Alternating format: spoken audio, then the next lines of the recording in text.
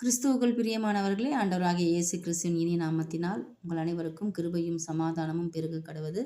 இன்றும் உங்களோடு கூட யாத்ராகமம் 4வது அதிகாரம் 16வது வசனத்தில், வாயிலே வார்த்தை இருந்தால் வாழ்க்கையிலே தேவன் இருப்பார் என்கிற தலைப்பில் ஆண்டவருடைய வார்த்தையை பகிர்ந்து கொள்ள விரும்புகிறேன்.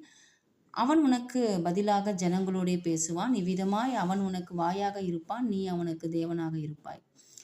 அவர்தான் உங்கள் தேவன். ஆரோன் மோசே சொன்னதை பேசினான், ஆதலால் ஆரோனுக்கு மோசேதான் தேவன். அப்படியே நீங்களும் நானும் தேவன் பேசுகிற வாக்குத்தத்தங்களையும் ஆசீர்வாதங்களையும் உயர்வுகளையும் ஆரோக்கியத்தையும் ஐஸ்வர்யத்தையும் நம்முடைய வாயினால் பேசினால் அவர்தான் நமக்கு தேவன். மோசே சொன்னதையே ஆரோன் திரும்பி சொன்னதால் மோசேதான் ஆரோனுக்கு தேவன் என்று கர்த்தர் சொன்னார். அல்லது நீங்கள் பிசாசு சொல்லும் எதிர்மறையான முடிவுகளையும் வியாதிகளையும் வேதனைகளையும் பேசினால் இந்த வசனத்தின்படி பிசாசு தான் உங்களுக்கு தேவன்.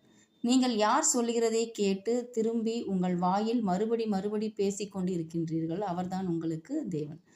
நீங்கள் வணங்குவதை வைத்தல்ல, நீங்கள் பேசுவதை வைத்தே உங்கள் கடவுள் யார் என்பது காட்டப்படுகிறது. அவரை வணங்குவதால் அவர் உங்கள் தேவன் அல்ல, அவர் சொன்னதையே பேசும்போதுதான் அவர் உங்கள் தேவன். ஆகையால் தான் தேவன் யோசுவாவை பார்த்து சொன்னார், இந்த நியாயப்பிரமாண புஸ்தகம் உன் வாயை விட்டு பிரியாதிருப்பதாக என்று. வாயிலே வார்த்தை இருந்தால் வாழ்க்கையிலே தேவன் இருப்பார். ஆமென். மோசே சொன்னதை ஆரோன் பேசினான். தேவன் சொன்னதை நீங்கள் பேசுங்கள். ஆரோனுக்கு மோசே தேவன், அவரே உங்கள் தேவன் என்று சாட்சியாய் நில்லுங்கள். கர்த்தரே தேவன் என்று உங்கள் இருதயத்தில் விசுவாசித்து வாயினால் அறிக்கை செய்தால் ரட்சிக்கப்படுவாய் என்று. பாருங்கள், பாவங்களையும் சாபங்களையும் வீழ்ச்சிகளையும் அல்ல, ரட்சிப்பையும் தேவனையும் அவர் வல்லமையையும் அவர் ஞானத்தையும் பேசுங்கள். கர்த்தர் தாமே இந்த சத்திய வசனத்தை ஆசீர்வதிப்பாராக. ஆமென்.